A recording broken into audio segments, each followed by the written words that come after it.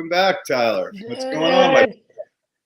Happy Monday, and again, welcome back. What's new? Just a bunch of fun stuff over here at Grassroots. Things are definitely, I think, the light is shining a little bit on springtime right now, and people are starting to think about, their upgrades to their farm and changes that they're making. So the phone's starting to ring a little bit more. We're starting to get more emails. So it's nice. That's like with winter coming, spring is also on its way. So yeah. Well, it's good to hear people are thinking ahead because that's not normal. usually it's the rush, right? Yeah, usually it's we should have placed this order 2 weeks ago, and now I need them yesterday. So in the world of custom, that's not very easy, but we do everything we can. So, what type of clients are you seeing coming at you at this point in time? Are they all over the map? I'd say it's pretty much half and half. We either have the small, I'm at home and I'm in a medical status and I'm going to grow in a tent or I'm going to grow in my basement. They're doing their 6 plants or their 12 plants or their 4 plants, depending on where you're at. And they really want to grow their own cannabis. Very passionate about having the highest quality possible and providing, a good quality medicine for themselves and their loved ones. So I think that's like, I would say that's probably the largest portion of our customer base at the moment. A lot of emerging states, a lot of places coming online. I was hearing from Michael at Sustainable Village the other day that I think it was Massachusetts or Minnesota, one of those M states that was setting it up where it was mainly going to be for home cultivation and cultivators at home, and they weren't going to do any commercial cultivation for a while. So it's very encouraging to see places, slowly getting into commercial and maybe, hey, let's open it up for our citizens. I wish that's what they did here, in California, but that obviously isn't the case. No. And then the other, yeah. And it probably isn't Mass because Mass has been online for probably 5 years now. So it's good to hear that Montana, because they were definitely a holdout, is coming online. And like how many other states are really starting to talk about this? It's kind of just is rolling in from a lot of different places. I would say the thing that sticks to me the most is Vermont. Getting a lot of phone calls from Vermont, and those seem to be somewhat of, commercial cultivators in fields and in greenhouses and also small home growers. Honestly, the most exciting stuff right now is happening in Australia. There's a lot happening down there in that emerging market. I know we talked about that a little bit last week. But a lot of grow stores coming online, and they're importing cannabis right now from other countries because they can't grow enough of it, and they're hoping to be a major exporter. Considering Australia doesn't really export anything, they just pretty much import stuff. Uh-oh.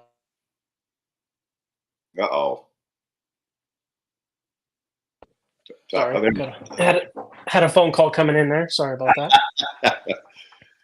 I didn't know that Australia was going big. That's really interesting. I know Thailand broke loose. Yeah, Thailand. I think this year is going to be the year of just international kind of stuff going on, whether it be Thailand or today we got a request from Spain for 8 4x16 beds, which is huge for Spain. It seems like people are just doing small stuff out there. So be interesting to get into the commercial side of things in other different countries. We're definitely there for the whole small home growers when we can get there, but the commercial side of things is always nice because that helps pays the bills. Yeah. Oh yeah. Big time. And I noticed that there's a movement with the banking industry here in the U.S. They're talking about cutting that open finally. Yeah, it'd be nice. We've got customers that have to have so many different business names and accounts and, ways of getting through these things and trying to pay people. And just give them some clarity, give them some abilities to pay without cash. So that'd be nice. We've been waiting forever for that. So it needs to finally happen.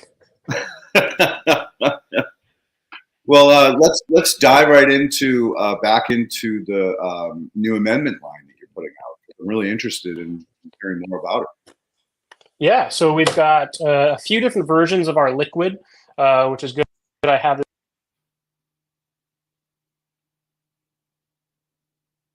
Another call must be coming in.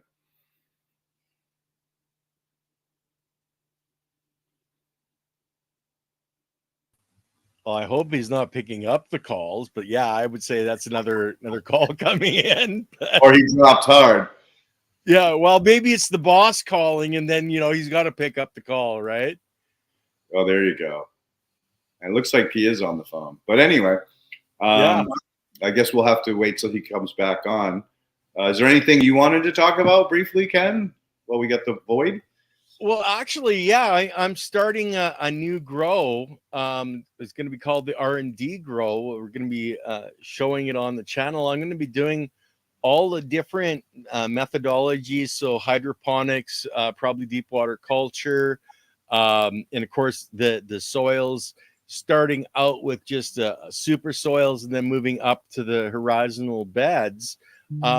What would you suggest on the scientific side that you would like to see in a grow like that, where it's going to be the same basic plant done in the different methodologies? Well, that's a great question. So I would say that hydroponically, nowadays there are organic non-salt versions of nutrients. So that's a huge breakthrough. Again, if our borders weren't so tight, I could send you Muncher juice, which is actually having some pretty good impact on the bridge project. They're actually ordered another 5-gallon jug of it. Cool. And so that's a great setup for that. DWC, I would probably encourage you to get koi fish. They tend to have a pretty good feed to conversion ratio. As far as subtler tank, you want a radial flow. I'm probably not going to go as far as the aquaponics, just more of the feed cycle.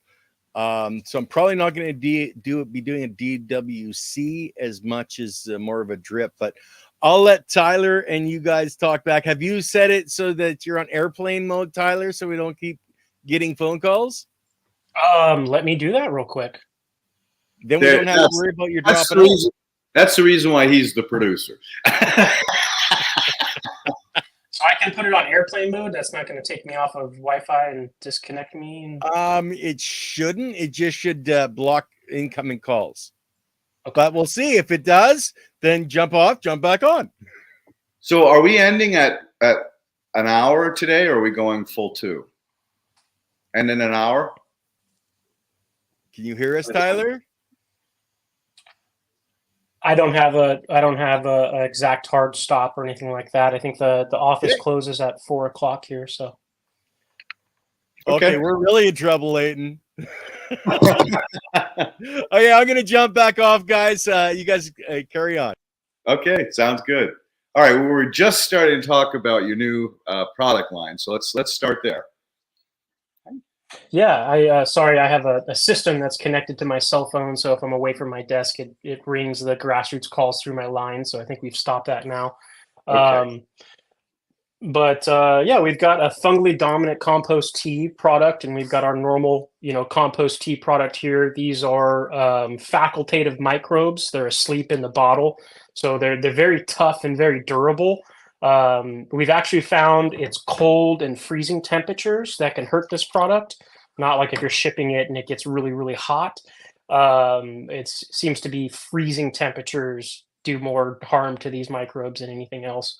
But yeah, that's the microbe and plant food product line. It's a soil and liquid soil inoculant that's created with worm castings. We use 5 different types of worms, and we also feed them our microbial foods. So that's the big difference between our products and everybody else's products, is we give you the microbial foods we use to breed those masses in the beginning. The person that created this product line has the first ever registered product involving humic acid and microbes over 20 years ago. And they also hold several patents in multiple different parts of the agricultural industry. They've even created aerial surveillance programs to look at the health of plants. So the people that have created these products have put a lot of knowledge and a lot of field experience into inoculating soils and feeding microbes. And it's a product line I've been very successful with for the last 4 years. A lot of our customers are really starting to notice it, and I'd say the biggest thing that I really try to put out with this line is efficiency and efficiency of use. Considering we give you the microbe foods to keep the populations alive, you could use a heavy dosage of, the liquid inoculant and then microbe foods to build the population. And then you're just feeding that population, hoping to keep it and maintain it. Obviously, every once in a while, we want to add more microbes.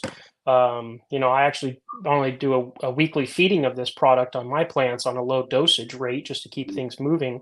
But in a certain sense, if you had like a really highly charged soil, let's say it's pumped up with all the nitrogen and potassium, it's NPK'd out in every possible way, you could still use these products. You just would not want to use a lot of the, let's say, veg food or bloom food. Maybe you would just want to use a little tiny pinch to activate it and get it going. So we have several customers that are using it maybe a little bit as an activator and then feeding their system just to keep the microbes alive. Or if you're, needing nutrients in here, you could use this as a full-on plant nutrient system. So veg, bloom, and then wettable mycorrhiza. So this has got your trichoderma, this has got your endo, your ecto, and I love dipping roots in this rather than dusting the hole. I think dusting the hole is really good for those people that manufacture these products because you're using a lot of it in every single hole, and you're hoping for the roots to connect to the mycorrhiza, and then it just goes out from there.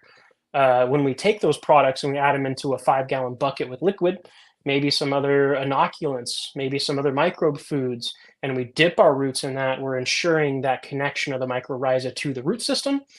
And I like to kind of plan it out to where my root balls are a little dry, and then they act like just a sponge. So you stick them down in that bucket, they absorb up all the mycorrhiza touching the roots, breaks up the root ball a little bit, and then you set it right in the soil and get moving. So that's the big thing I'm making with this product line is we want people to be able to be very efficient with how they use things and how they're, thinking about the usage of these products and all the other products that they have together.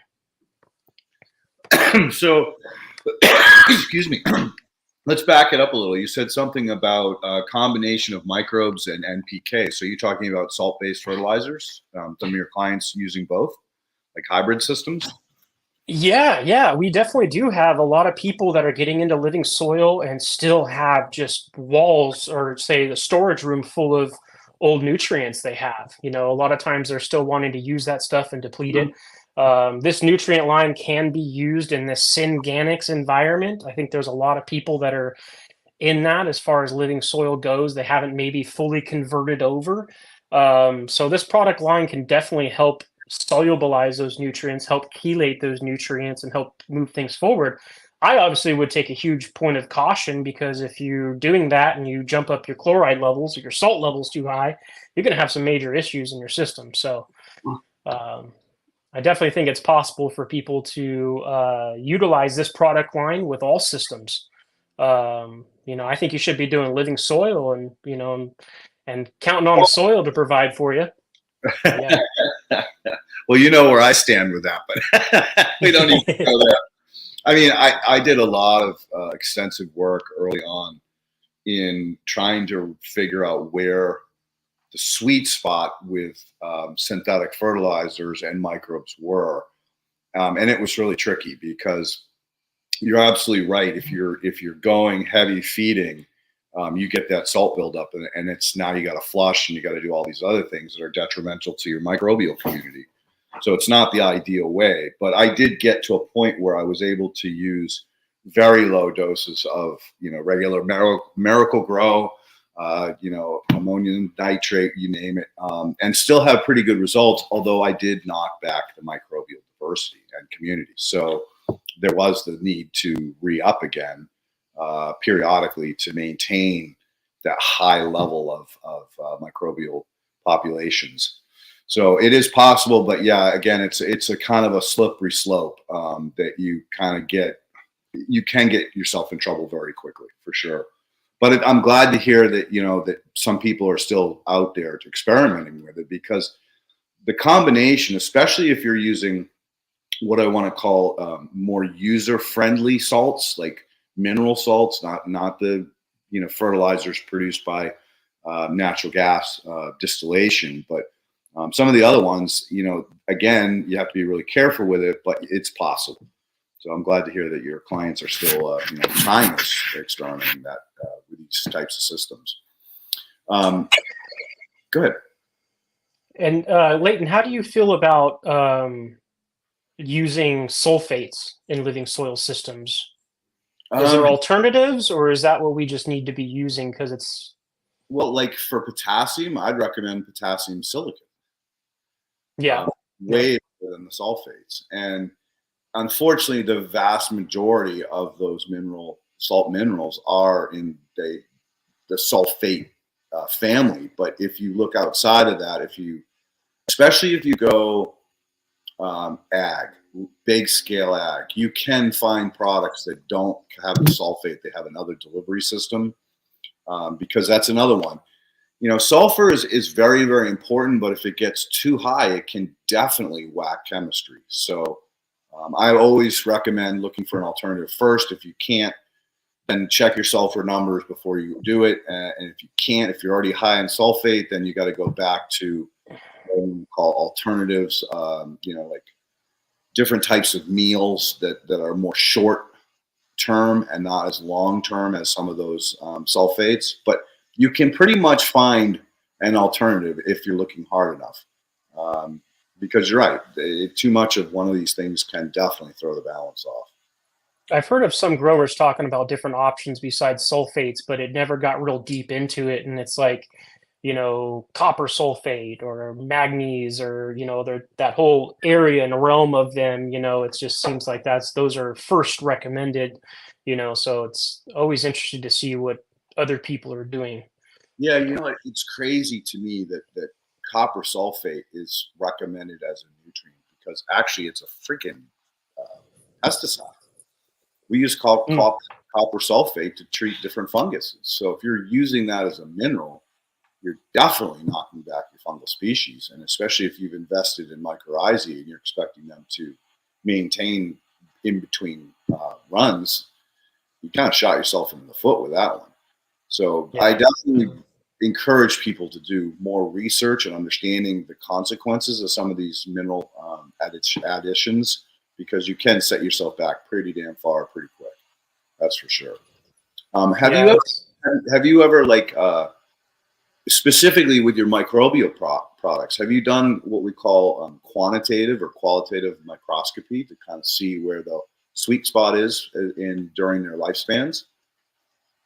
As far as looking at the life and what's identified under a microscope? Yeah. Yeah, we've had several people do that. I think the Catalyst Bioamendments people, Casey, Ernest, and some of those people, they've had a good look at our stuff and have had some deep talks with David Olson. And we've actually talked about possibly doing some collaborative work in the future, by using their boutique compost to be making some of this process. But, when we go through the manufacturing process of these things and we bring it to the facultative state, there's definitely some biology that's lost. I don't think there's any way that we can ever replicate what you get out of a handful of compost, out of one of these bottles. So it's like, they can see those different characters in there, and they can see the fungi levels. They can see a lot of those things, but there's still definitely some people missing from that group that can only be found in live compost, I feel. Agreed, 100%.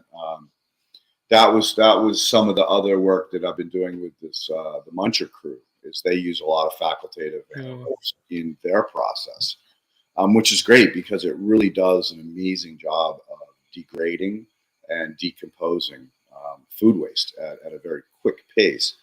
But what was interesting was as the waste goes through the process, we start to see some of these other true aerobes like flagellates, amoeba, that are coming out of the end product, the output. So, and I haven't got the data back on it yet, but my gut feeling or my theory is that it's coming from the inputs in an endophytic form that's being released during the process and allowing them to survive due to the level of aeration and the proper temperature maintained. So again, learning curve, big time. But you know, in nature, we know for sure that there are anaerobic and aerobic pockets everywhere. So who's the bridge? Well, that's the facultative family. So even if you're only using pure facultatives in an aerobic environment, you will encourage what we call necromass, which is the built up biology, you know, everything from arthropods, worms, all the way down to single cell organisms that are stored in the soil systems or coming in on the air, wind, or water. So it's definitely like one of the things I learned early on in doing turning fields. So taking a field that had been in synthetic production for 50, 60 years and how do you turn that? So when originally, you know, I finished my work with Rodale and Elaine, I left there thinking, oh, I just got to go straight aerobic. And I found that if I landed pure aerobes on a field that had been heavily fertilized, what would happen was I couldn't turn it very quick. It would take multiple applications. So later on, I tried playing with the facultatives. And what I learned was that if I did one application of the facultative, so let's back it up a little so the audience understands what we're talking about here. So a facultative anaerobe is coming in an environment that is around 4 parts per million oxygen. 0 parts per million is anaerobic. Truly aerobic is 8 parts per million or greater. So you're right in the middle between the anaerobes and the aerobes. And what they did was they quickly turned that field to a point where I could, in 2 to 3 months, come back with a pure aerobe, and I would get explosive growth. So again, I think that this gentleman and your product line's approach to how to get that high population of aerobes is the proper first step. Instead of just going purely with a, you know, like a Keisha and Casey's compost, because that's going to take time. It's going to take transition time for that to turn around. So again, I you know, kudos to him. And I hope Ken does get a hold of him at some point. We can get him on the show and talk more about his work, because I'm really interested in what he's done to get to this point. Especially, you know, you're talking about latest technologies, you know, mapping color spectrum of plants to determine, you know, pests and also nutritional levels. Really cool shit, dude. Really cool shit. Yeah, he holds a lot of patents, and he's constantly trying to, you know, be at the edge of his seat with having the most latest data. And he always goes back to his success story was humic acid. You know, aerobic, anaerobic, facultative. That's obviously where they landed with facultative. But the true success, he said, was the amount of humic acid he uses in the microbe foods was the most impactful that they saw in all of their studies. So it's just such a big building block and so important to have in soil. And so that was like his big like hanging factor. Man, it's the humic acid and folic acid, you know. That's like I credit that to everything I've ever accomplished as well. So I don't know if you know my backstory, but basically I take you know, highly bio-intensive compost, worm castings, fish brew products, and I put them in a machine to mechanically strip off all the microbes and the humic and folic acids. And so in the very first job I got out of Rodale was working with a gentleman, ecological landscape management, who was doing, you know, huge parks for state and federal government, as well as communities and you know, individual cities and towns. So he had a problem, and that was that all the work that he was doing was on engineered soil. Now, engineered soil is 99% sand, 1% organic matter. And these companies would come in and they would use a nitrate fertilizer, or sometimes a combination of nitrate and ammonia fertilizers. Well, the problem with nitrates is that the organisms have to break down the carbon, in other words, the organic matter, to build the fuels so that they can break down the nitrates. So the percentages of, that 1% was, and sometimes not even there, was negligible. So how do you get fungi and protozoa to take hold in sand? You can't. They just wash right through. So in the combination of my process, we were able to spray what I lovingly refer to as chocolate water, because it's so thick that you can't see through it. And all those superfine particulate are magnetically charged through kinematics, which is another whole rabbit hole. But they bond together with the sand almost instantly. And we would go back after 2 applications in a month or 2, and you'd have chocolate sand now.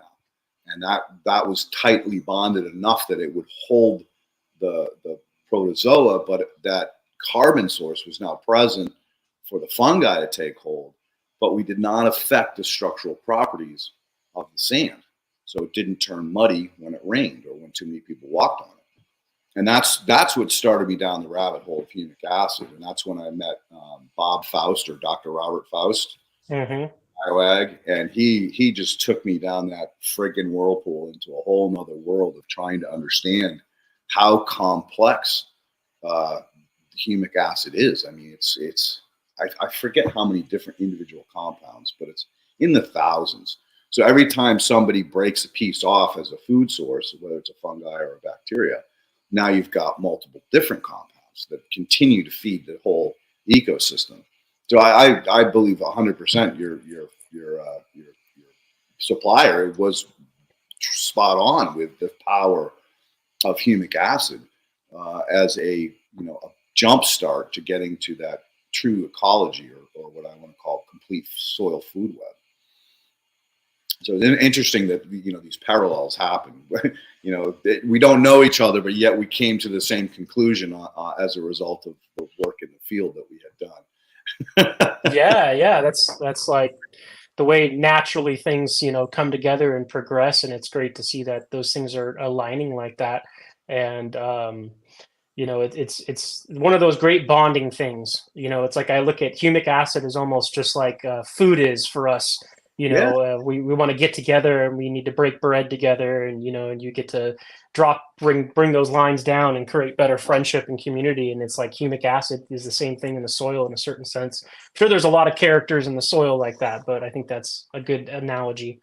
Yeah, another way to look at it too is that it's almost like a complete Thanksgiving banquet, because you're bringing in everybody's bringing in a dessert or a bottle of wine or a bottle of scotch or whatever, and everybody's getting together, as a family, as a community, and enjoying, incredible amount of all different types of food. And that's the other power of humic acid, is that what it does to chemistry is amazing. It makes chemistry play nice. 2 clients have called me within the last year with potassium levels that should have been toxic to the plant, and salt toxic, toxicity and potassium toxicity, and neither one of them were struggling. And I was like, all right, what is going on here? Tell me what you're using. And both of them told me they are using a humic acid almost weekly, if every other week, if not weekly. So again, that's the power of that compound, is that it not only supports incredible high levels of biology, but it also forces the chemistry to play nice. It's almost like a chelate. Like a buffer. Yeah, it gets deep, dude. But it's called sharing electrons or exchanging electrons. And as soon as you do that, you can either unlock something or you can lock it up. And again, this is a geobiochemical process that's super complex, but that's why it works. I can't explain the biogeochemical interactions because that's so complex. It's I don't think a supercomputer could actually figure it out, because it's happening and changing all the time, and it's constantly in flux. So there's no one point you could say, oh, well, it broke this apart. Well, then this other one bonded them back together in a different format, or shared an electron or stole an electron. So that's changed the whole picture again. But yeah, that is the power of humic acid. Is that it's just. And remember, guys, we actually have Leah Oram with BioAg, or not BioAg, Quad Ag. We have a discount code on their humic and fulvic products in the description, so you guys can check. Yeah, thanks for giving her a plug, Ken. She's a great woman. She's doing a lot of hard work, and the fact that she brought a fulvic acid, human grade fulvic acid to the market is huge. Like, we should all be taking that. I mean, that is definitely goes right in at cellular level. Helps to build the inner and outer shell walls. Helps to increase the ability for the individual cell to function at a higher level, and we used to get it in our food, but we don't anymore. And we used to get it when we rolled around and made mud pies, but we don't do that anymore. And that's actually not Quad Ag, that's the Ironclad, and they're coming out with one for animals as well, to help with let's say natural gas in animals. Yeah, and overall health too. I mean, that was a podcast that was really, really powerful on the understanding of how this product was helping animals digest better, build healthier tissue within themselves, and therefore healthier for us who are consuming those animals. So again, very, very powerful shit. I'm sorry, we went way off the fucking topic there. So let me reel myself back in this time. Yeah, humic acid is amazing though, and it's obviously it's good friend fulvic acid. I'm not very good at knowing what the differences are in between the two, but I think it's fulvic acid that's more rare or not as available as the humics, right? Yep, you're spot on. As a matter of fact, Bob in his process ends up with tremendous amount of excess humic acid to get that small fraction of the fulvic. So I think fulvic makes up about 1%, maybe 2% of an extraction from lenadite, brown coal. Is the process he uses. Personally, I use plant matter to extract the humic and fulvics. So when I was in full production, I would get out of 100 pounds of my end product, I would get about 5 gallons of humic acid and 120 gallons of 5 gallons of fulvic and 120 gallons. Okay. And out then of 100 pounds. Yeah, out of 100 pounds of compost that I extract. So there you go. It's pretty close to 2 or almost 3% that you can extract. A good trick to doing it is if you take well-developed or mature compost and you add it to water, turn it into a slurry, and then screen out the solids. So now you have a humic acid, and then you take those solids and you put them in a wine press or any kind of food press, and you slowly press it. If you go too quick, you're going to corrupt the fulvic. But if you go really slow, the only thing that comes out of it is this golden liquid, which is the fulvic acid. So anybody can do this at home. It's not complicated. So especially if you make your own vegan compost, you can make your own food grade, human grade, freaking humic or fulvic acid as well. Man, And yeah, that's some powerful on foliar. I mean, it just blows the plant up. I'm glad you said that, because that was usually one of my key things that I used when I'm doing foliar sprays is some full power fulvic acid, I think, from BioAg. Yep, full power is very, very well manufactured product. It's got zero corruption in it. As clean as the day is long. And again, he uses biogeochemical interactions to get the release of that from the lenadite, whereas most people just use acids and bases, which end up with a residual coming through on your product. I think that woman is doing a similar process where she's using, biology as well as chemistry to unlock the two different components. It's a huge relief when I mention a product and you can back it up with actually like scientific information of why it's good to use it, instead of mentioning a product and then somebody saying you don't want to use that. It's like, okay. Unfortunately, okay. I've been in the trenches too long, brother. But I'm definitely impressed with your supplier's methodology and approach, especially in the hanging in the facultatives to get to the pure aerobes is genius. Yeah, his main customer base would be wineries here in California, and he's doing a lot of just conventional ag in the Midwest, corn, soybeans, a lot of basic stuff like that, and they're doing applications just a couple times a season. Usually like a pre-planting application before they put their seeds out, or before they get their plants out into the field. So that's kind of like the big portion, along with several seasonal treatments on golf courses as well, to help that grass just eat up all that decaying matter and keep things going. So we kind of get to head up the cannabis side of things for him, which is great.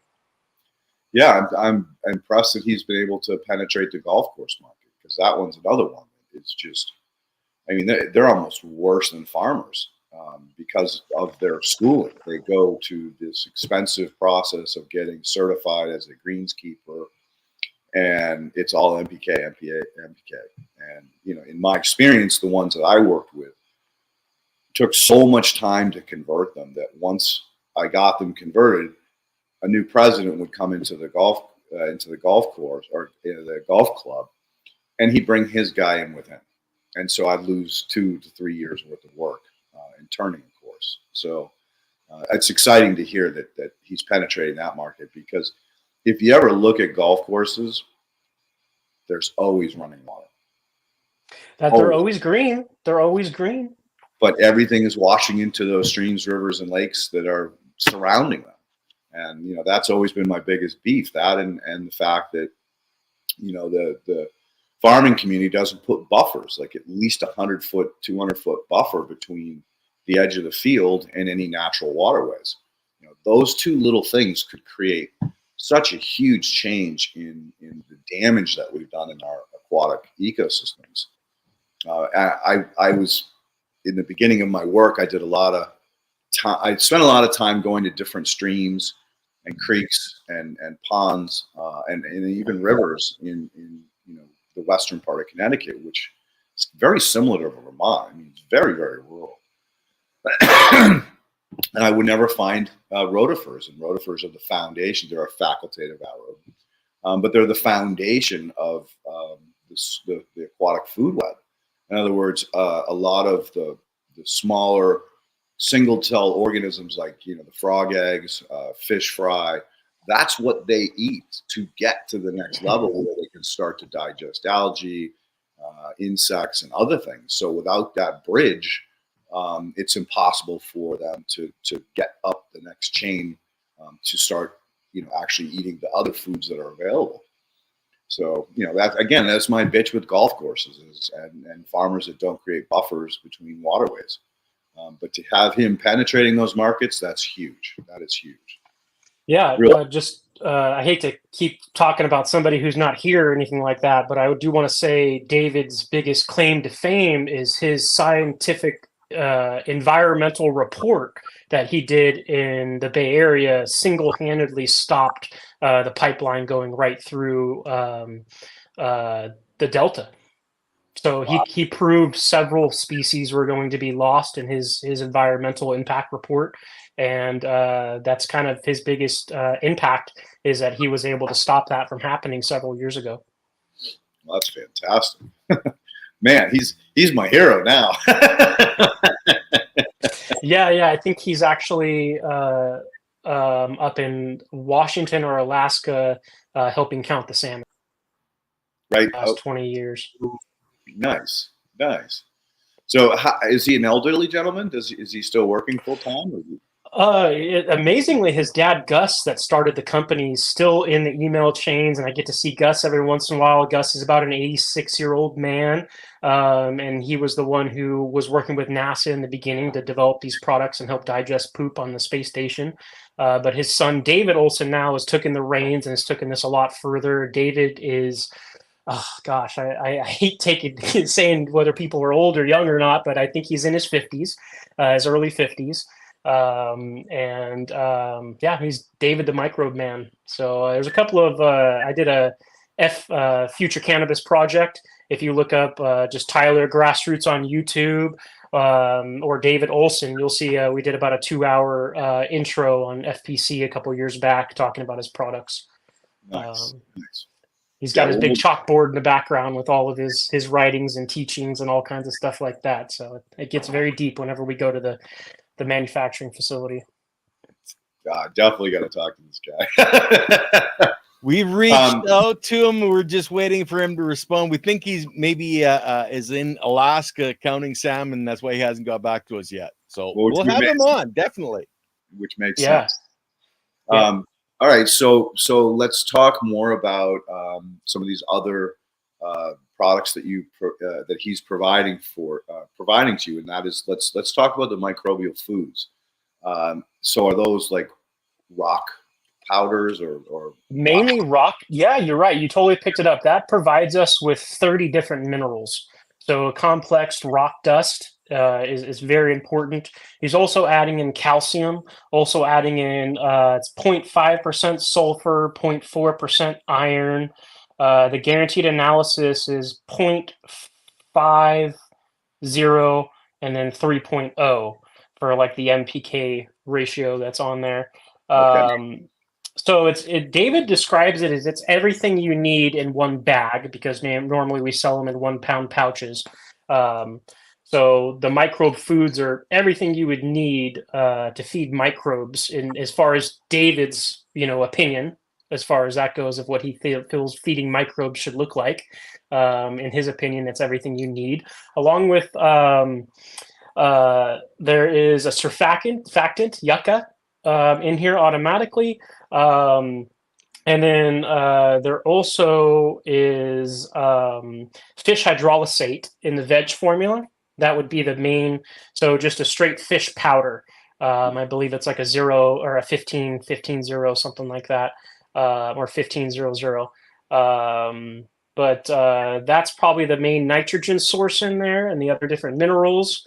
Everything I've learned from David is we want to feed these microbes a complex, very vast food source. If we feed them one thing, they're going to get concentrated on one thing. They're going to get good at eating one thing, and then they're going to, breed a certain population. So his goal was also to have the most diverse food source possible. So in between all the different items in here, I think he said there's up to 200 different kinds of food sources in here for microbes. L-amino acids, surfactants, vitamins, and enzymes as well. So we've had a lot of... Is it powder or liquid? Oh, 100% powder, very soluble powder that will actually kind of disperse in the air a little bit. It's so soluble. The only problem we've had with these products is we highly, highly recommend using your liquid first, pouring it out, and then closing the cap. Because if you have this cap open and then you start using the powders can aerosol into the air and they could settle into the bottle. So, this bottle doesn't smell. It doesn't stink. It smells like raw dirt. There's no real smell to this product. But if it does smell, that means it was activated, and you probably shouldn't use it. It's good. Be good for 24 hours if it's activated, but most likely if you activated it and you go back weeks later and you crack it open, you got some foul smell to it. It's gone anaerobic, and we need to call me for replacement at that point. Unless it was obviously your fault and order more. But I think that's the only problem that we've really had is if you leave the main bottle open and you start pouring your powders out. This is a fine talcum powder kind of dust. And that's why, a lot of times if I'm lazy, I've got plants that I just top dress with it. And then my dad comes back a day or two later and waters them in a normal process, and I get my feeding done. Nice, nice. Yeah, that's the beauty of those flowers. Again, it's not powder; it's a flower. It's so finely ground that it is. Yeah. Thank you. And I love, again, the concept of not only providing that flour, which will naturally stick to compost. And I think, what probably drove a lot of his initial work was looking at, all right, it takes so long for these microbes to actually, start disintegrating clay and silt and sand, that to get those minerals, why not just go right to square one and attack rock and turning it into powder as a way to create more surface area and something that will stick to the organic matter and provide those nutrients long term. Again, it's like something that, I wouldn't say long term is the correct term. Sandstone and clay is long term. But those powders are what I would call medium release. So they're still going to be present to some degree, months after you apply them, unless your microbial community just got crazy. Oh, I guess we did lose him. Yeah, I don't know. As he said, he's at the office, so everything gets directed directly to his phone. So that may be overriding something in the back end. Hard to say. Yeah, or maybe his battery, because he's there he is. You're back. Did you plug your phone in? No, I got another phone call through our automated system. So it's not the phone calls aren't going through the cell signal, they're going through the Wi-Fi because I'm connected to my computer, and I can do the next one at home. Maybe that would be better if I go home and then we could have like the view of my garden in the background and plants and the stupid conference room. Yeah, we don't want to take you away from your work. You're doing a very important job, so prefer to keep you there so you could do that, and we'll just deal with you bouncing off and bouncing back on. Thank you for the patience, Leighton. I appreciate that. Dude, of course, no stress, man, no stress. So yeah, again, we were just talking about the powders themselves, or the flowers, as how available they are, versus the sand, silt, and clay. And does he label like the specific rocks that he's using to create these flowers, or is it just like the nutrients that came from those rocks? If you're okay with me leaving the room for a quick second, I can grab this full sheet, like kind of description that goes through it real quick, and I could kind of break. Yeah, one second. That we can talk about it. Hey Ken, you want to pop on and make any announcements? Not really, other than we're going to be starting the new show. We've got a gentleman named Rod Pritt. He used to work in the hockey industry. He was a fighter, and so he's got a lot of damage, 70 concussions. He's going to start a show about what he's growing as well, and how it's helping him with his problems. And we're going to look at bringing on different sports figures to talk about using cannabis and some of the benefits that they're seeing in their lives from cannabis use. So that's another new show that's going to be starting here probably in the next month or so. And there he's back. That's fantastic, Ken. Kudos. Keep trying, brother. Keep trying. The more people that learn that it's all about the biology, we're going to heal this planet one cannabis farmer at a time. There you go. There you go. So this product is 6% humic acid derived from leonardite, fish protein hydrolysate, soy protein hydrolysate, calcium, I'm going to murder this one, lignosulfate, and seaweed. So no, it doesn't go too deep into the rock dusts, but we do have heavy metals testing done on all of these products, and everything is nice, clean, and clear as far as that goes. We've never had anybody balk at any of our testing as far as the heavy metals go. 20,000 different species of beneficial bacteria, fungi, and protozoa in the main product. He actually has several different kinds of foods for microbes. So these are just the two basic foods we have for microbes, which would be veg and bloom. That's just keeping it simple for the cannabis industry. And he's got several different versions of the liquid that I don't sell. They're just a little bit too complex for the cannabis industry so far. The next food type that he has that I have in stock, and we used to sell it on our website, but we've just backed out of it, was the calcium food or seafood. The seafood is a very interesting product, stimulates growth of beneficial microbes capable of consuming chitin-based proteins. When you have a problem with chitin-based insects like aphids, spider mites, caterpillars, root aphids, fungal diseases, our microbes are trained to irritate those bugs as well. So that is just by changing the food. We keep the same liquid, but then you change the food and we change what those microbes are doing for you as well. He also has a salt buster program. So microbes that are specifically trained to remediate salt from a program as well, and a specific food based off of that. And he also has a lot of really low price frass as well. So he's an importer of frass.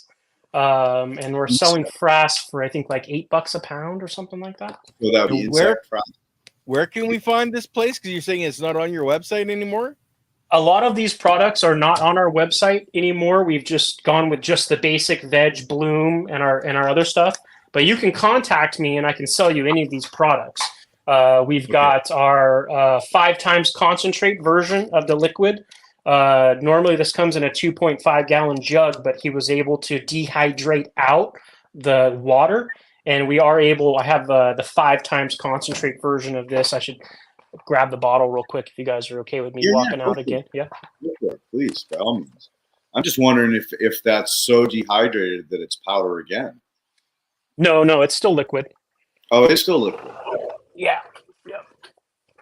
The only way I've been able to maintain a high level of microbial community is in liquid suspension. Was do what's called a triple or quadruple wash. So I use the same water, but I use new compost every time. But it's very volatile because there's just such a huge biological demand in the liquid that's left that it can be problematic.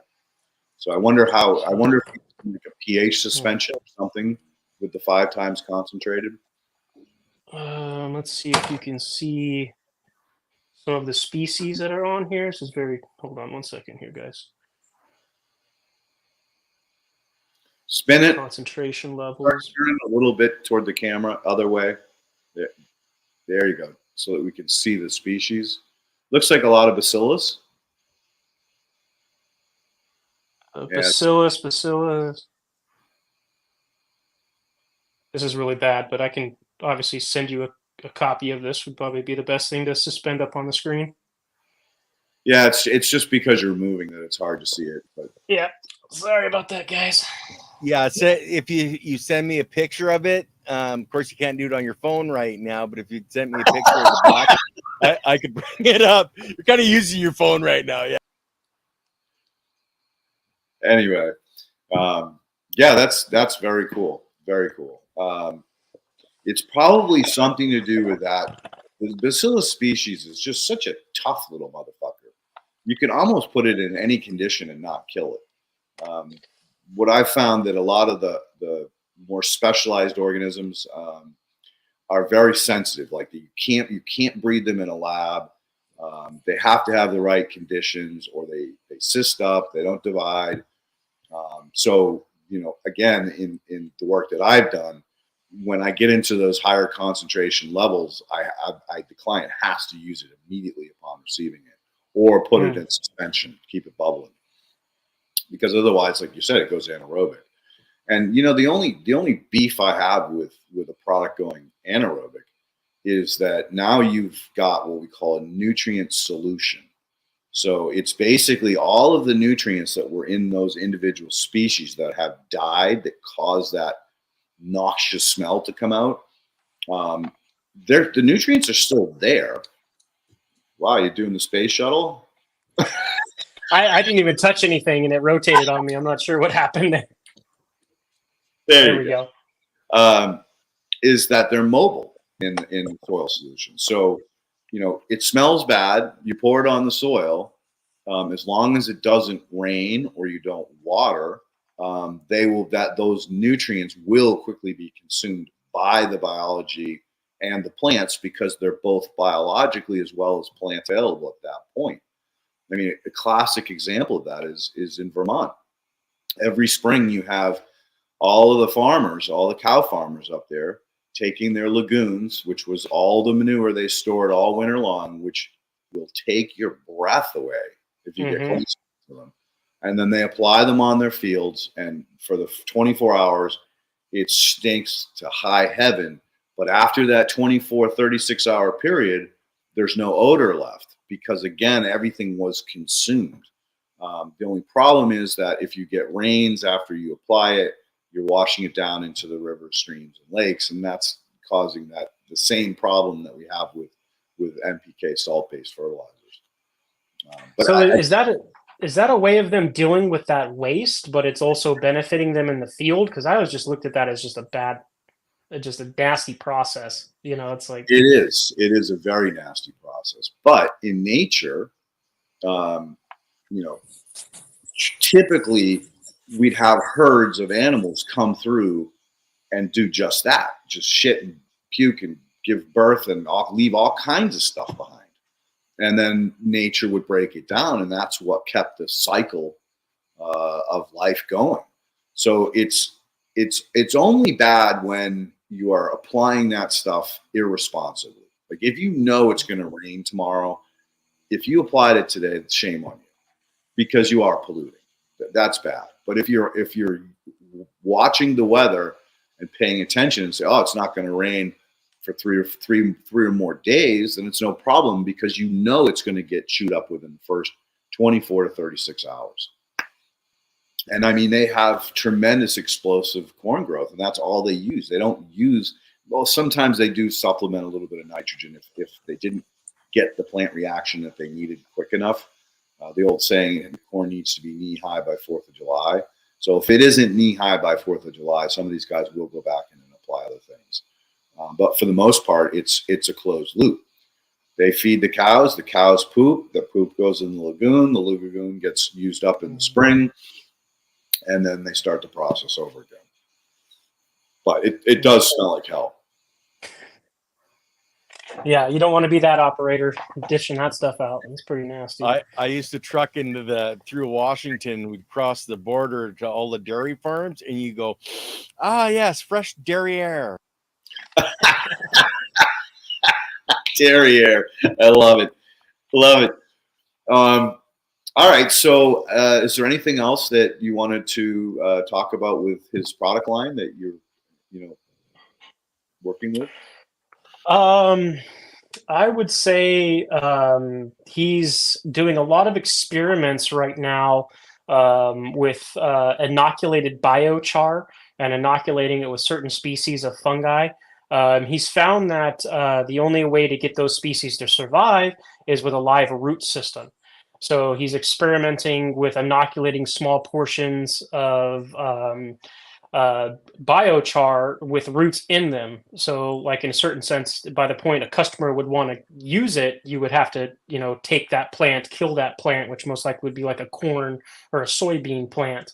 And then you would be able to take that little sack and then extract that out, do like a compost extract, and be able to utilize that stuff. So he's got a lot of really interesting stuff that he's doing, and he also created an incubator for a lot of the species that he's using, so he can expand those populations himself, and he can purchase commercially available versions of it and just recreate those. I would also say he's got a special process for brewing this stuff in the winter compared to the summer. And I would really love David to talk about some of the tools he uses too to monitor these populations and the oxygen levels during the brew process. Well, some of that stuff's obviously getting into his proprietary stuff of how he makes a product he probably doesn't want to talk about, but there's some really cool tools that are used. I did a little photo shoot at his facility years ago, and they have this super like big machine, and it sticks a probe down in the water and it monitors the levels of oxygen.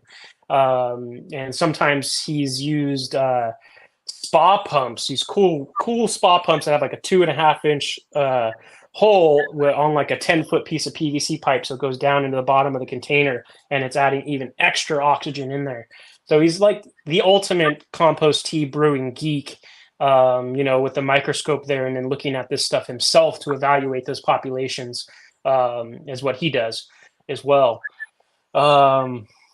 Yeah, he's out there in Clarksburg within all the wine industries, and doing his thing. And I think the most exciting thing he's done is we should be hearing from the CDFA in the next couple of weeks for the fungally dominant version. Once the fungally dominant version is approved by CDFA and they recognize all the different species he has, then we can turn it loose on our website and start selling it on a bigger level. Nice. Well, exciting stuff. Again, people like this that are innovators and being boldly going where no one else has gone before and trying to understand and crack some of these processes to get the public to have access to it. Those are my heroes, dude, right there. Then, So I'm glad that you're working with them and getting the word out about these products, because personally, everyone's like, oh, competition. I'm like, no, you don't understand. The market is so big and has such a huge demand that there could be millions of these people out there, me and him and everybody else that's doing the hard work, Casey and Keisha. There could be millions of us, and we'd still never have to directly compete because of the need for these products to get out into the masses. I mean, when I originally started, I looked at the lawn care industry, landscape industry. I mean, you talk about a footprint. You've flown over the country and looked out your window, you can see, farmers' fields, but you get into residential areas and everybody's got a lawn, and all of those lawns are being treated synthetically. And so, that was where I thought I could have the biggest impact, but I got the most resistance because people didn't want to change. They did, even though you told them, hey, look, you pay every year $50, $100 for your fertilizer program. I could come in and charge you $150 twice, $300 in 1 year, and you never have to do it again. But it only makes sense. Yeah, you paid up front for it, but they don't get it. It was like, no, I'm gonna stick with what I'm doing. And I'm like, yeah, but your kids are out there rolling around this, your pets are walking in this and dragging it into the house, and you're not concerned about that while you shop at Whole Foods, right?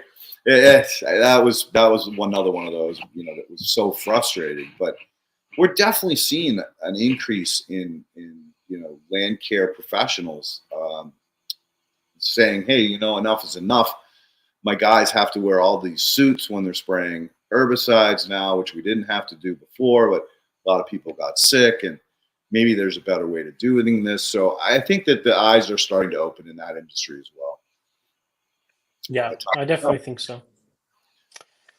I think I was just going to say his big battle is making this to where every farmer could use it. And that's why they're doing the 5 times concentrate version of it, is so you can fit what's in a 5-gallon bucket that's hard to carry around in something that's in a jug form that the farmer can throw into the back of his truck. And then, you go out to a hectare and then you add in, gunk of this, and it goes out to the whole system. That's kind of the process he has to have with a lot of some of these growers, because they want it to be now. They want it to be fast, and they want it to be just like they use those synthetic products. Mm-hmm. So I think that's part of his challenge, is trying to create something that's user-friendly for those commercial farmers, but then also something that's going to impact everybody on every level. Fantastic. Do you know what size market he has at this time? I mean, does he ever share like how big his client list is? Yeah, definitely. I don't really know a lot of that information. I would say that would be good things for him to comment on, because he can comment on specific wineries. I think that's kind of, he's what do they call the whole wine industry? Is viticulture? Yeah, I believe viticulture. So he's very deep in viticulture, and he is a massive wine enthusiast. And so I would say that's some of his most prestigious stuff because people know the names of these wineries. Yep. And his big thing is he'll come in and he'll take soil samples, he'll look at them, and he'll help them out with their irrigation along with their biology. Because most of the time he says it's a bigger picture of, maybe they're on a layer of rock or granite, or maybe the irrigation sets aren't getting in there like they need to. There's a lot of really interesting stuff, and it's kind of like the only way to learn this stuff is to be out in the field and see how they treat certain conditions, and personalize a solution to every farm. And I think that's one big important thing about farming is it's never going to be the same on every single farm. Like that's one big thing I'm realizing lately is you can't have a blanket treatment that's just going to work everywhere. That's just not correct. It's just a massive. The one thing I'm very guilty of, I'll be upfront, is oversimplifying very complicated things. So it's like you can't oversimplify it. It's got to be scientifically driven on that, based off of that site. Well, don't beat yourself up about oversimplifying things, because a lot of times that's the critical first step, is to oversimplify it so people say, oh, it's really that easy. And then you go, well, maybe not totally that easy. But at least you got their attention, dude. Yeah. Yeah, so is there anything else that you'd like to talk about today? Anything else that you're working on, or new products that you're producing? Here's an interesting one. A triangle shaped pot. Isn't that weird? The funny, we run into a lot of like weird requests here at Grassroots, and I shared this on Instagram earlier this week because I just thought it was so cool and different. We've had so many people that reach out to us and want to make different shapes and different sizes, and they expect it to hold its shape and hold its size. So you can see this is perfectly a triangle at the bottom here. But once you add soil into it, it turns into a perfect circle, and it goes round. Interesting. The gravity of the soil will pull things down, so it needs like a frame. So that was one thing I put out on social media this week, is we love getting these really interesting requests and weird things, and we'll satisfy whatever it is, and the customer still wants to buy 4, so we can put him in his 2x4 tent, and he understands they're going to go round, so just kind of fun. We're changing the design on a couple of our smaller pots. We make transplanters where they got Velcro on both sides for transplanting. We're changing the design so it's going to go from a square to a full circle, which is great. So you can kind of see it looks like a perfect 90-degree angle, sides and squares. And our main sower, David, has created a new design. So it's going to be completely round, and it's going to save us 20 seconds in manufacturing, which is a huge savings, guys. This is like nice. 20 seconds is massive. So, working on those kind of efficiencies, gearing up for next season, hoping to just do better than we did last year. The last 2 years in the cannabis industry have been in a massive decline. There's no hiding that. The cannabis industry has gotten kicked in the teeth several times, and this is the year where it's going to stand up and get going. It's going to charge forward, and I think we're all proponents of that. That's the reason why we're here today, is we've got to empower our customers to know the right directions of ways they can go. And, allowing those people to know they can reach out to us and we can help them. And we're here willing to just spend a lot of our time on the day on the phone with them, and just hoping that they have success and they become so successful that they breed more customers like them that are more successful. So, as I tell people this all the time, your success is my success. I'm gonna steal your success, and I'm gonna tell other people about it, because that's the only way I can be successful, is boasting about my customers that are doing great. We have some people that are really big fans of yours in Tennessee. Have you heard of why is this leaving my brain right now? Fishpoop.com or Ounce of Hope. They're out of Tennessee. They do aquaponics, and they're doing your. I haven't heard of fishpoop.com. I know there's fishbrew.com, but they're up in Massachusetts. And yeah, there is a couple clients that I have down in Tennessee that are trying to really, convert a lot of people to living soils and using microbes. So it's nice to hear that they're circling back and getting back to you. I mean, that's like getting a hug, dude. That your hard work that you did in the field is now circling back to the community as a whole, and lifting all the boats equally. So that's great. I'm glad to hear that. Yeah, they're in Tennessee, and they have a deep water culture like section of the room, and then the other section of the room is 2 living soil raised beds, and they've got your layering technique in there. And then the other room is their aquaponics, where they've got all their fish, and then that's what's feeding the soil, feeding the deep water culture system. And then they remediate that fish poop out and then sell it as a fertilizer. That's what, hence the fishpoop.com. And that's Ounce of Hope is their social media. So just super, super cool guys. Definitely somebody that should be checked out. Ounce of Hope or Ounce of Cope on social media. So Ken, did you get that information? I'll have Tyler send that to me so that I can reach out to them and try to get them on to describe exactly what they're doing. It's such a cool system. In the same room to have deep water culture and then living soil beds right next to each other. It's like they post photos and people's minds just kind of break. That is cool. That is cool. Oh, you're gonna hurt me again, Tyler. Oh, stop it. So do you have to run, Leighton? I mean, I could run. I did a 10-hour day on Sunday just so that I'd be prepared for today because I knew it was going to be chaotic. I thought I caught up a week ago, and then last week I got behind again. So yeah, if I can actually catch up. Yeah, and if Tyler, if you want to come back on again, please, by all means, you are a guest at any time you want to, pop back on and share, and maybe you can come on with Dave when we get him back. Sounds like I'm gonna have to wrangle Dave up and maybe even he's kind of got a whole family there, a whole group of people that are helping him out there. And like I said, his dad Gus is really what started it back in the day. So he's a 2nd-generation farmer, and they still have a 1,000-acre peach farm that's like right there, and they're doing apple ciders and really cool stuff. So I can't come back on without having David. I've talked way too much about him. So right. Well, let's get to the one question that we did have, and I think Leighton that you could help the person on this question to everybody. After 5 cycles, 1.5 years, how much biology can I keep alive when I reset my 4x8 200-gallon bed? Am I back to square one? No, you're not. You're not back to square one. You're still going to have what's called necromass. So you're going to have a large amount of biological cysts that are going to remain in that form until their environment comes back.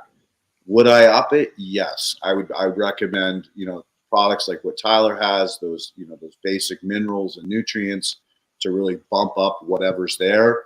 And then I would recommend that you do send off to a soil food web consultant and get a quantifier, get an idea what is going on there, and where you need to make improvements, because we can always we have a soil food web scientist in Cali, Alluvial Soil Labs.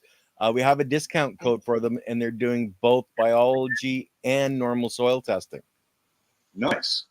I haven't heard of having them on with you. Perfect. Awesome. Look forward to it.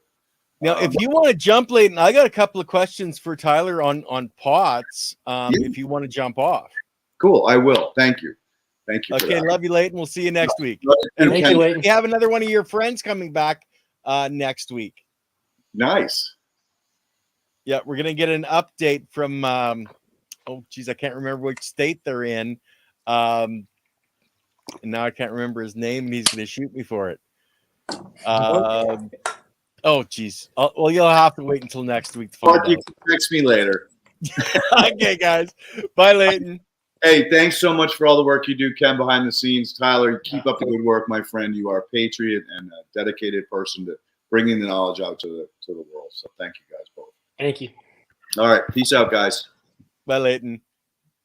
So my question is basically on the style of pots, because I know that a lot of the pots have went to the rubber lining or plastic lining inside.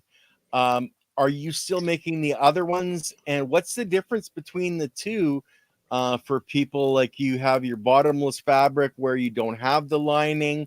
What are people looking for when they're going into pots for the different applications? Yeah, the living soil pots with the liner on the inside, people have told us it's the greatest thing to hit organic growing in 20, 30 years, which is amazing. I can't believe people are comment with that kind of stuff. But when it comes down to it, it really depends on your environment and your situation. And so if you're on the East Coast in a very humid environment, maybe you're in Hawaii, you don't need a living soil pot in those really high humid environments because maybe your soil is not going to dry out. Maybe it's staying moist like it is. Maybe you don't have dry pockets.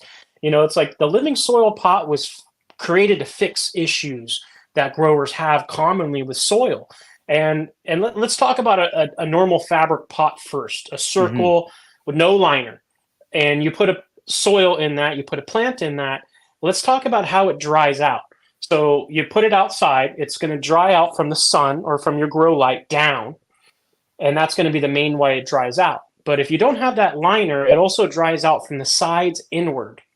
Right. Now, if you have it elevated off the ground, it's also going to dry out from the bottom up.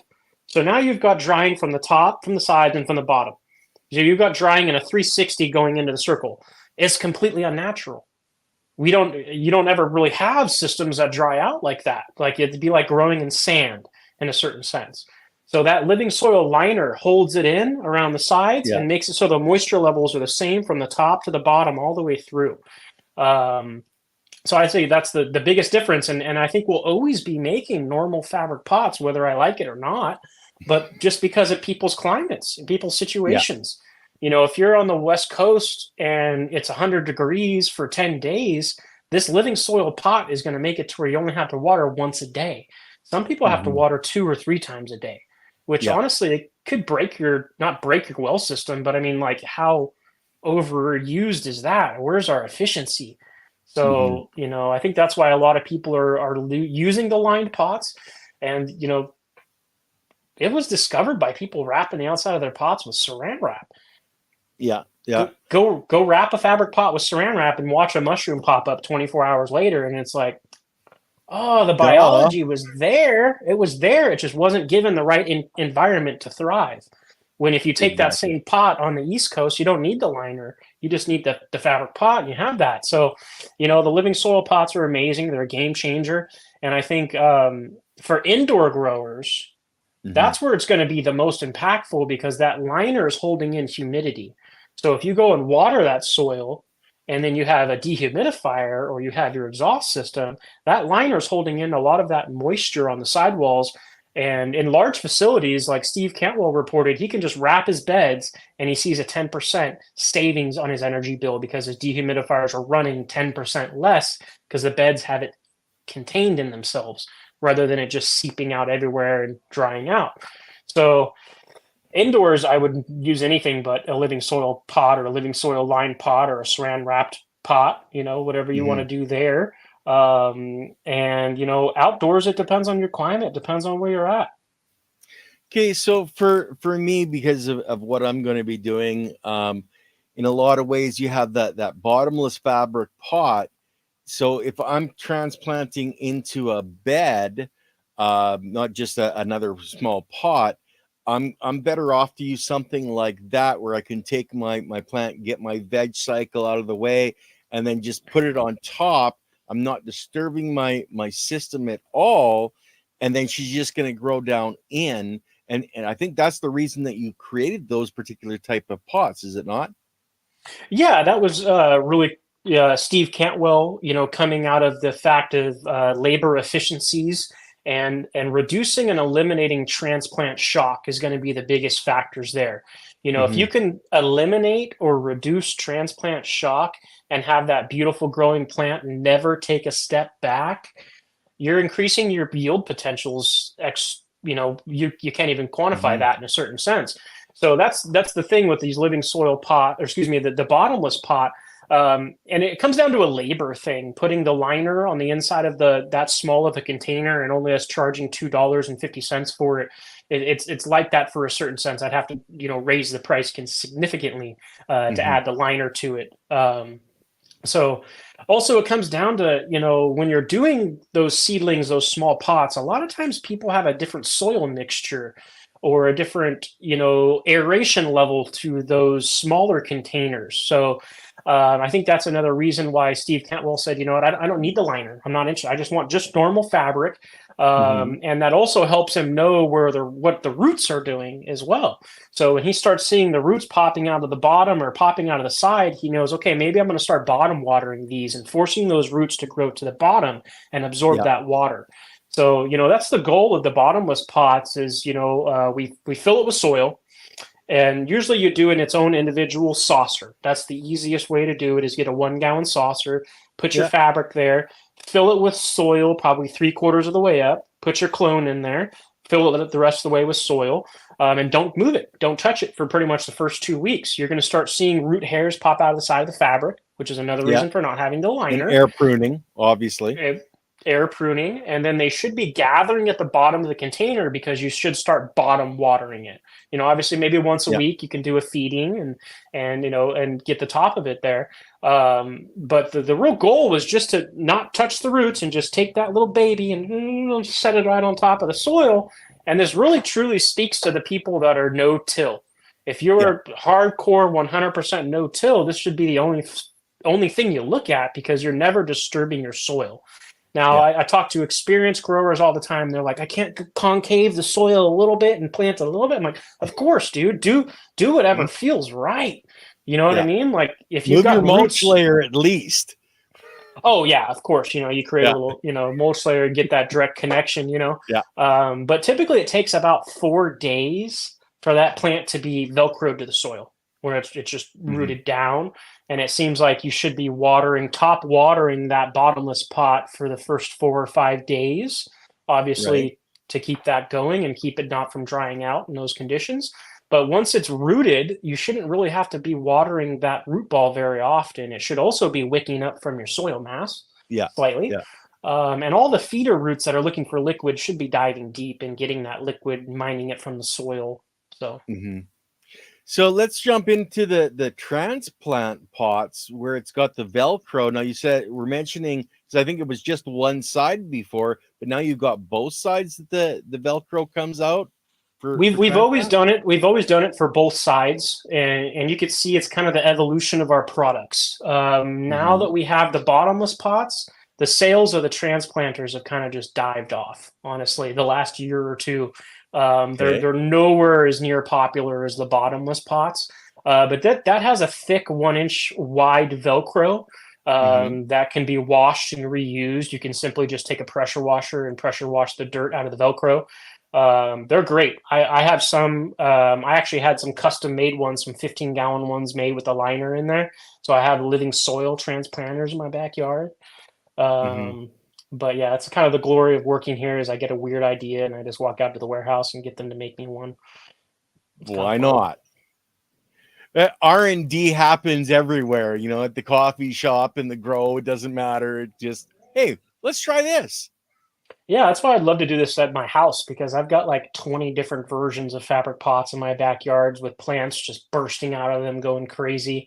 My backyard has kind of been my little oasis that I've redone, and all the plants from the Soil Summit, whenever we had like an event or I do a booth, I'll buy plants and I'll put them in pots just to have at the booth and have it more of a personal experience. Well, I get to take those home in my own garden. So. That's cheating, man. That's cheating. Didn't Amy tell you that? No, it's not. Yeah, man. I got some Carolina jessamines. I got lavenders. I've got 3 different versions of aloe vera. I've got an edible version of aloe vera because it doesn't have spots on it, so you can eat it. There's interesting stuff I've scored over the years. Oh, you gotta like that, and it shows the passion for plants and for the job that you're doing. What you have created in your own home grow, and like we showed pictures on round 1 with you last week of your grow, and it looks absolutely amazing. Yeah, I got to learn, man. I got to plant later in the season. That's just, You they're kept too saying big. They that, cause me yeah. to, man. I can't believe I'm saying that as a grower, but the plants are too big. It's too much to deal with. I'm going to have to ask for help. Yeah. It's like you want to keep it contained. You want to be able to manage it yourself. You don't want to have to spend extra money that you don't need to. This year I'm going to Yes. have to. So it's like, Yeah.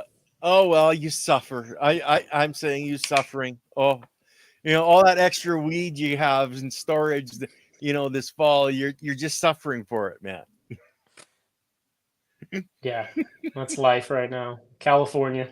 Yeah, yeah. Well, being up in the north here and dealing with the cold climates, I'm of course going to be indoors. So I'll be getting some of the lined. Um, but I'm wondering if I shouldn't in testing, just get a little bit of everything to test everything, um, for people that are growing indoors, in any kind of environment. Because if you're growing indoors, doesn't matter if you're in Texas or Australia, indoors is indoors. You're controlling your VPD, you're controlling all of those aspects. So then it doesn't really matter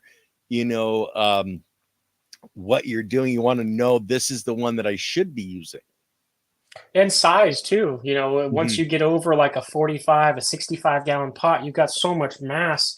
You're going to have that moisture. You're going to have that living soil happen. So the biggest Yeah. thing I preach is just get into the largest soil mass you can afford to get into, and then do your best to take the weight off your shoulders and count on soil testing and microscopy and everything we were just talking about in this episode. And it's the easiest, cheapest way to get to award-winning cannabis is to Mhm. take the weight off your shoulders and use science. Use soil testing, sap testing, tissue testing. Use the soil doctor. Use, Yeah. so many different people we have out there now that are educated that can look at these soil tests. Like you've got Brandon Rust from, Yeah. Bakoshi Earthworks. You've got the guys that build a soil. They can recommend stuff. I mean, you've got so many Yeah. different routes, and it's like, I like to talk to a customer and say, okay, you got your whole setup from Build a Soil. Well, go ring them up and get all the free knowledge from them, because you spent money from them. They owe you free knowledge. They owe you help. They owe you making sure that you're successful with it. And I think Yeah. all of our proponents in Living Soil, the really successful companies, they'll spend as much time as they need to make sure you're successful. Kiss Organics, those are amazing people. Yeah. Dr. Ben Higgins and Tad Hussey, those people, those are another group of people that will just get on the phone with you and talk for hours, Well, give you yeah, and free knowledge. and they love what they do, and they want you to succeed, because what is the best marketing campaign? It's that guy looking at his buddies going, "This is what you got to use, man." And it's irrefutable. It's irrefutable. When you get a Exactly. clone from a buddy and then you bring him back to flower and he's like, this ain't what I gave you. I can't believe you grew it better than me. You know what I mean? You see this whole world transform in their brain and they're like, fuck. Man, I never got those flavors out of this plant before. How did you do this? Yeah, I Yeah. think one to notate is I'm doing a lot of work with Grower for Life on Okay. Instagram. Grower for Life is very, very well known here in California for his high quality grape pie. That's a strain that he grows. He's grown it like for the last 20 years straight. Yeah. And he's one of the most knowledgeable growers that I've ever talked to and helped out. And now I'm helping him because now he's like, I'm seeing issues on the synthetic side of things and the soil he was Yeah. using. So we've got him to switch over to Kiss Organic soil, and we've got him to use our microbial products. And he's doing sap testing and he's doing soil testing, and he's now reporting some of the best growth that he's seen in the last 20 years out of this strain, and trying to get back that waxy leaf, Yeah. that beautiful green, perfect waxy Healthy. leaf that Yeah. is irrefutably going to be the best version of it he's ever grown. So Yeah. I'd love to see Grower for Life on here. My buddy Blair, he's amazing. Well, you'll just have to put me in contact with him, and then like I'll invite everybody on that has something to say and isn't just bro science. I want the real science, and I don't want to put out the misinformation. I want good information for anybody that finds this channel. Yeah, we actually had to go through and test his RO system, and his RO Mhm. system wasn't correctly remediating his water, which was also creating issues. Mm. So, you should be testing your RO system every once in a while, which was something I was like, oh shit, Just the you ppm know. meter, you mean? Yeah, or we sent out a simple water test. It was like Okay. $10 for a local water test. You can just Google water test near you, and it's check those chloride levels, or those being Mhm. remediated from the system, because you have to replace your membrane filters every once in a while. And he was in this, Yep. okay, I have to replace it every 6 months. He was Yep. always doing that and not checking the water. But what if the water source changes and it needs to be every 3 months now because Mm. something changed in the city and the Mhm. city's using different chemicals now. Maybe they switched from chlorine to chloramine, and chloramine does not aerate out of the water like chlorine does. Yeah. Well, So, you look at I'm on a well, and whether it's spring, summer, fall, or winter, my water changes with the seasons as the ground freezes, etc. Even traffic. Like I have what's called a tank farm, a mile away, or not even about a quarter mile away, where they haul in tanker trucks of diesel, etc. And if there's a lot of traffic on that road going by me, I'll actually get sulfur smell in my water. And if they're not busy, I won't have that sulfur smell. mm, I'm So the seeing ground very, impact actually makes a difference too. yeah. I'm seeing major differences in my well water this year. I have to aerate it for about an hour for it Mm, to get back up to 6.3, 6.5, the viable range, because it's coming out of my well, is coming like right when it lands in my 275 gallon tank that I use. It's like almost 4.3, 4.5, yeah. like super, super low, scary low. So I've got to sit there and aerate it for, it's the first thing I do is I'll fill up my reservoir and then get the aero mixer pump raging, because the aero mixer guys just hooked me up. That thing's a fucking game changer, man. If Cool. you Cool. can afford it, or you can go down that route and get the little speed controller thing, the volume knob on that babe. Yeah. Yeah, so You that's a can fun move a toy. lot of water with air. People don't understand just how much, like we're talking millions of gallons an hour just off an air pump, Yeah, you get a know? spa pump, Yeah. with a 2-inch wide thing and like a 3-foot piece of PVC pipe right in the bottom. Yeah. Should be rolling. Those things are like $100 on Amazon. Yeah, it's actually like I know when I was setting up my aquaponics system, I got into really looking at how to move, water with air because it's so much cheaper, and those pumps you can actually repair because all it is a bloody rubber diaphragm instead of it replacing impellers and stuff like that. A lot simpler system, and I think that's what people really need to look for is the simple cost-effective way that gives them the best results for what they want in their environment. Yeah, I completely agree. And I think it's all about the soil, less about my container. You can do great in a solo cup, but if it's the quality of the soil, you know what I mean. It's Yeah, not the it's the container. It's biology that's in the soil, and then giving the biology access to all the different components that it needs, not only to make more biology, but to actually build the cells of the plant. Without the nutrients there for them to use to build that building per se, you're not going to have a very healthy plant. oh yeah, part of that Anyway, system. my friend, we should probably cut it there. We're at an hour and a half, and I think I got my questions answered, and it was something that I wanted everybody to understand of why you have two different types of pots available, but it's really, indoor, outdoor, north, south, and how much moisture is in your area to whether you need, to not have the moisture escaping or to literally have the moisture escaping. Yep, and just reach out to us on social media, Grassroots Fabric Pots on Instagram, Facebook, or just call the office here. We're a small family company, and we would love to do everything we can to ensure your success. And you're probably going to get Tyler on the phone. Unless he's on this podcast, because then we block you out. Okay, guys, we've got Andy on Wednesday night, and we've got the girls, the sun and the moon, back on Thursday. Sorry, I had my power go out for 2.5 hours last Thursday, So we didn't have the show last Thursday, but they will be back on this Thursday. So other than that, peace out, everybody, and we'll catch you on Wednesday.